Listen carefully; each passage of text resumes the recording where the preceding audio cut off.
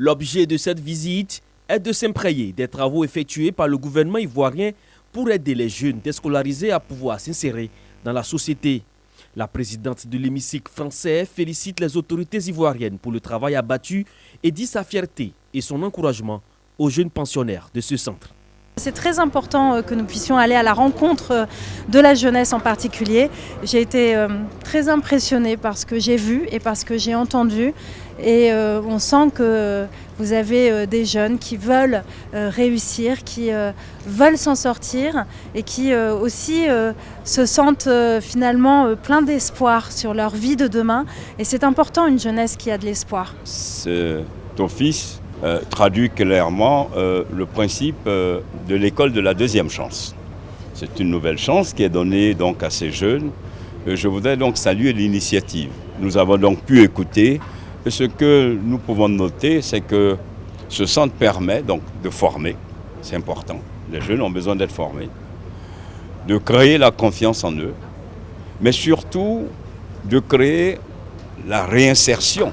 Le ministre Amadou Koulibaly, représentant le ministre de la promotion de la jeunesse, de l'insertion professionnelle et du service civique, Mamadou Touré, a indiqué qu'au regard des résultats encourageants, le gouvernement a décidé du passage à l'échelle du service civique avec la construction de 14 centres, dont un centre dans chaque district. Le chef de l'État, en décrétant en 2023 année de la jeunesse, nous impose deux missions.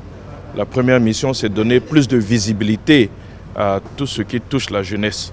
L'instauration du service civique, par exemple, date depuis 2019, mais très peu d'Ivoiriens le savaient. Et l'opportunité donc de cette année de la jeunesse nous permet de donner plus de visibilité. Le deuxième objectif, la deuxième mission, c'est de donner plus de dynamisme aux actions qui sont donc portées en faveur de la jeunesse. C'est dans ce cadre que le PJGouv a été instauré, donc le programme de la jeunesse du gouvernement. Et PJGouv qui ne se fait pas sans les jeunes, puisque une audition de plus de 300 associations de jeunes a permis de prendre en compte leurs préoccupations. Et c'est tout cela qui s'est retrouvé donc dans le PJGouv. Inauguré le 7 décembre 2017, le centre de service civique de Bembresso est situé dans la commune de Songon, dans le district d'Abidjan, et a une capacité de 250 pensionnaires. Ce centre bâti sur une superficie de 2,5 hectares comporte des bâtiments à usage de dortoirs, des salles de classe, une infirmerie, un foyer polyvalent, un réfectoire, des maisons d'astreinte pour le chef du centre et le personnel d'encadrement militaire.